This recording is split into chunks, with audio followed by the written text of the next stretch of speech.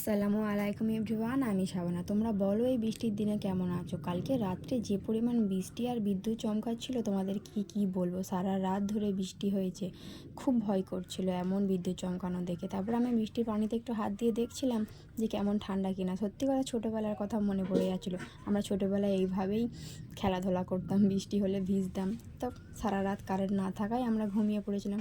সকালবেলা ঘুম থেকে উঠে ওয়েদারটা দেখে সত্যি মনটা খুব ভালো হয়ে গেছিলো। একটু রোদ উঠেছিল, আমি ভেবেছিলাম যে সারা দিনটা এরকম থাকবে। তো আমি মেয়েকে নিয়ে চলে যাচ্ছি খিচুড়ি আনতে। দেখো আবহাওয়াটা আবার কালো হয়ে গিয়েছে আকাশ। তো আর কি করা যাবে, মন খারাপ করে লাভ নেই।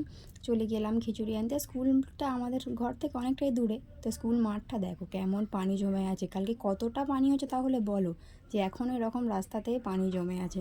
আমি চলে গেলাম খিচুড়ি আনতে। এই খিচুড়িতে সত্যি কথা বলতে গেলে অনেক ভিটামিন প্রোটিন থাকে, বাচ্চাদেরকে খাওয়ালে ওরা ভালো থাকে, সুস্থ থাকে। তো আমি আমার মেয়েকে ওখান থেকে খিচুড়ি খাইয়ে নিলাম, নিয়ে বাড়িতে চলে এলাম। আর দেখো এই গাছটাকে তোমরা চেনো? এই গাছটা কি কৃষ্ণচূড়া না কি রাধাচূড়া বলে, আমার ঠিক জানা নেই। তোমরা যদি জেনে থাকো আমাকে কমেন্ট করে বলে দিও বন্ধুরা। বাই বাই, সবাই সুস্থ থেকো, ভালো থেকো, সুরক্ষিত